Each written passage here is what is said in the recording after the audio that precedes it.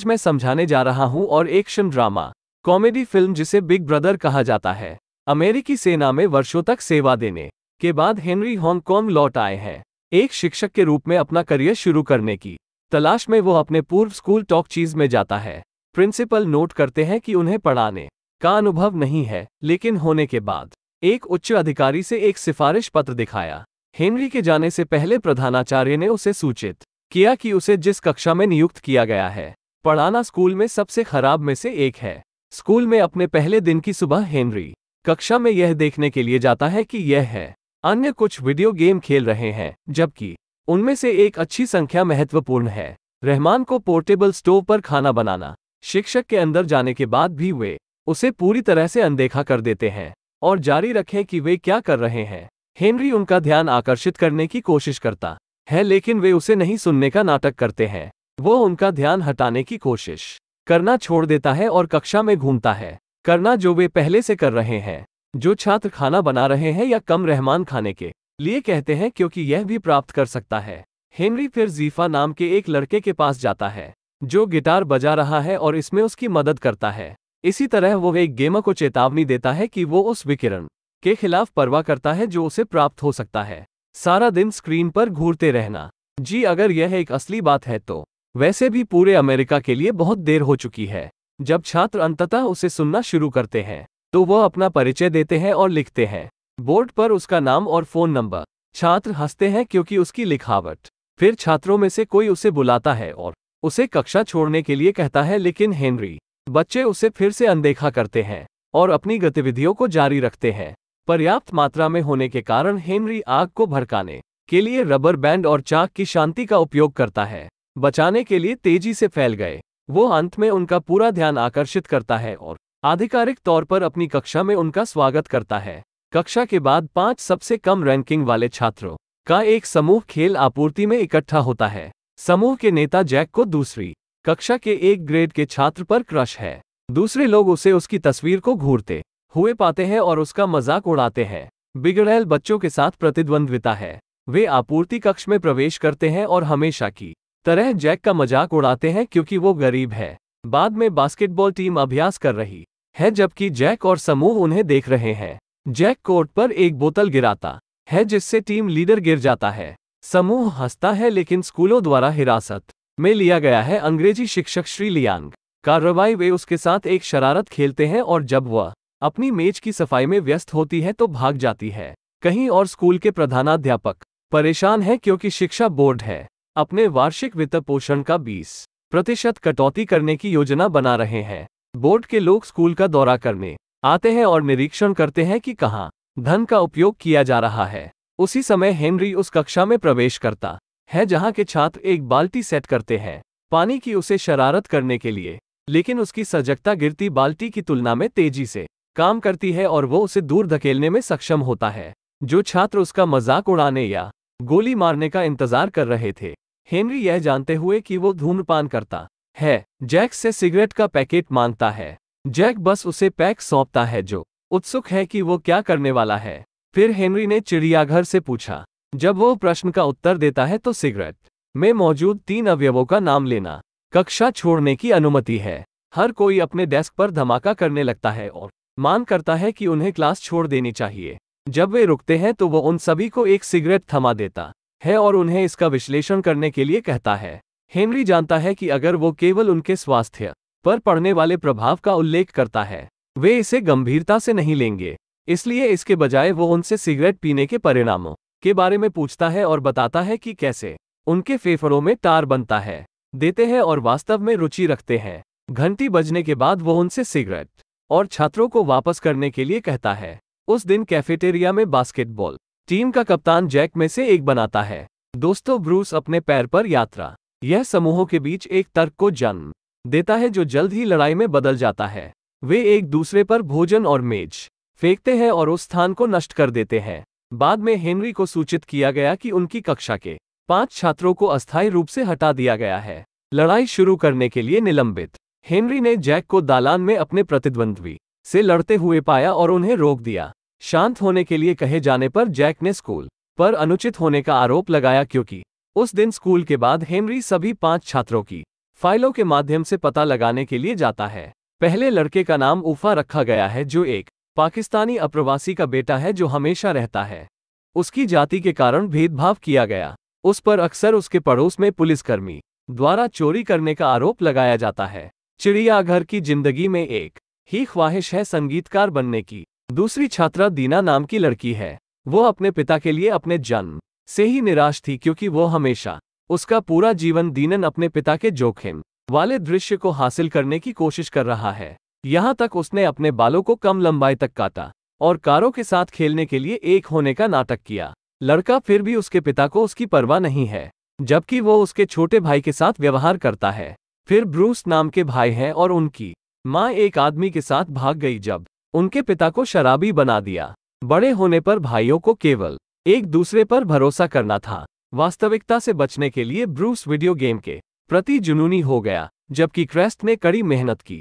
अंत में हेनरी को जैक्स की पारिवारिक पृष्ठभूमि के बारे में कोई जानकारी नहीं मिली। निम्नलिखित में हम देखते हैं कि जैक एक रेस्तरां में वेटर के रूप में काम कर रहा है और मैं अपने व्यापार भागीदारों के साथ रेस्तरां में एक बेहतर जियान यांग एब्स हूँ। जब जियान यांग नहीं देख रहा है तो जैक ने उसका फैंसी लाइटर चुरा लिया, लेकिन उसका पकड़ा गया समय जॉन यांग के लोगों ने उसे पीटा। यह पता लगाने के बाद कि वो एक छात्र है, वो कुछ पैसे देता है और उसे नौकरी की पेशकश करता है कहीं और। हेनरी चिड़ियाघर का दौरा करता है घर के रूप में और उसे अपने पिता और उसके सहयोगियों से दूर भागते हुए पाता है।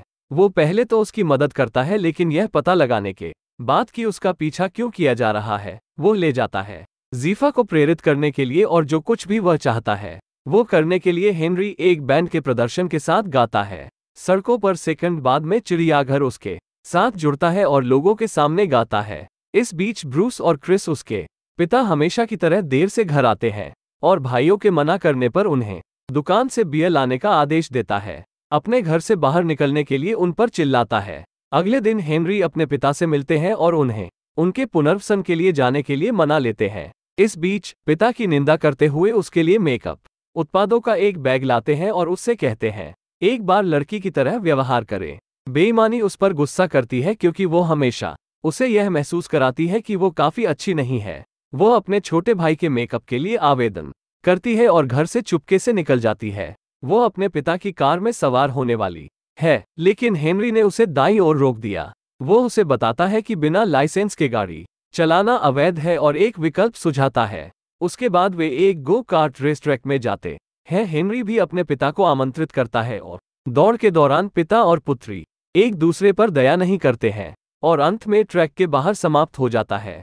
अचानक नोज गो कार्ट एक वाहन से टकरा जाता है, लेकिन वो चकमा देने में सफल हो जाती है। लेकिन सुबह रोते हैं अपनी बेटी की मौत। वो वास्तव में उससे प्यार करता है। अगले दिन स्कूल में ब्रूस और क्रिस को साक्षात्कार लेगा पुनर्वास केंद्र।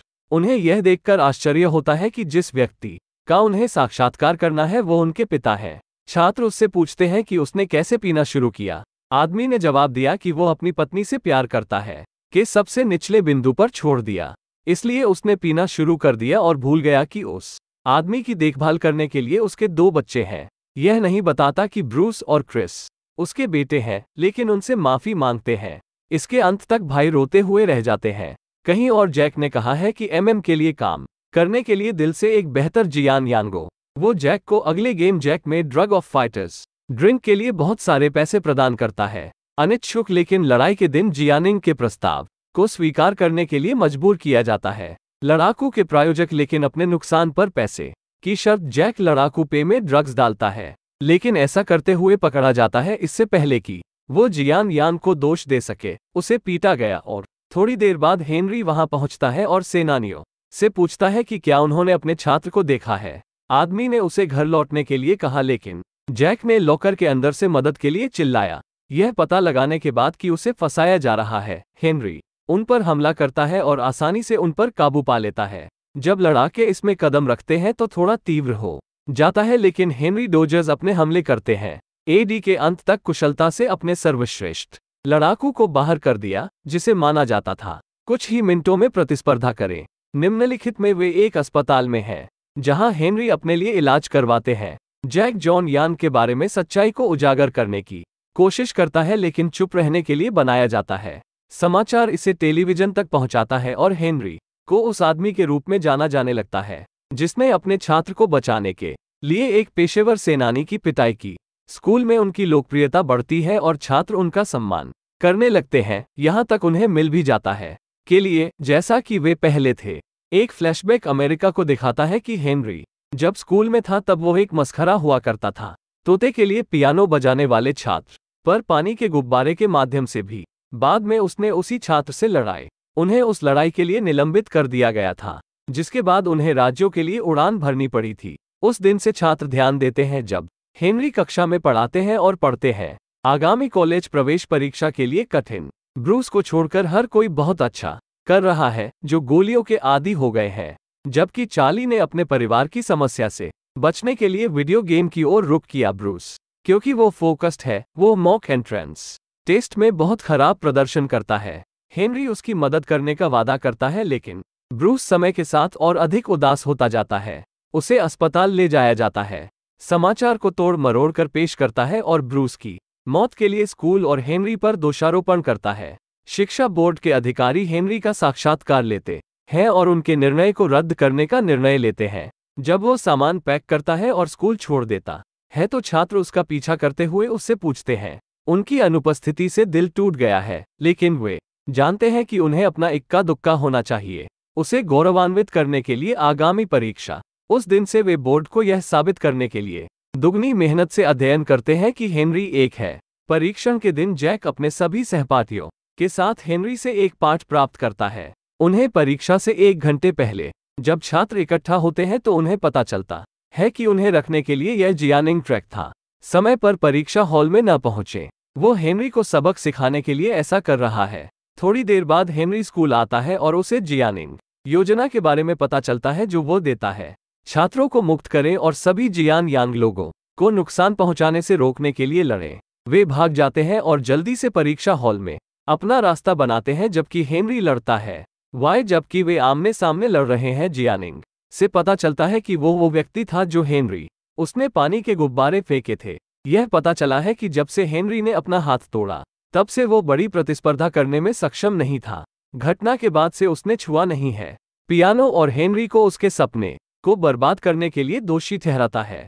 हेनरी उसके साथ तर्क करने की कोशिश करता है, लेकिन उसका हमला फिर से। वे चाकू पकड़ने के लिए संघर्ष करते हैं। अंत में हेनरी उसे मारने के लिए पीछा करता है। जब वो छोटा था तब उसने जो किया उसके लिए वो क्षमा मांगता है और चला जाता है।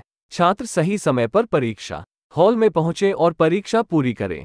कुछ हफ्ते बाद में वे सभी उड़ते हुए रंगों के साथ गुजरते हैं। जॉन यांग खेलना शुरू करते हैं पियानो फिर से, लेकिन अभ्यास करने के लिए बहुत कुछ है इससे पहले कि वो उतना अच्छा हो जाए जितना वो हुआ करता था। ब्रूस जल्दी से ठीक हो जाता है और अगले साल की प्रवेश परीक्षा में भाग लेने का वादा करता है। प्राचार्य भी खुश हैं क्योंकि बोर्ड ने उन्हें 20% देने का फैसला किया है, बोनस फंड, क्योंकि उनके छात्रों ने प्रवेश परीक्षा में बहुत अच्छा प्रदर्शन किया था। हेनरी शिक्षण के लिए लौटता है, इसलिए आग बुझाने की चाल दूसरे बैच पर करता है।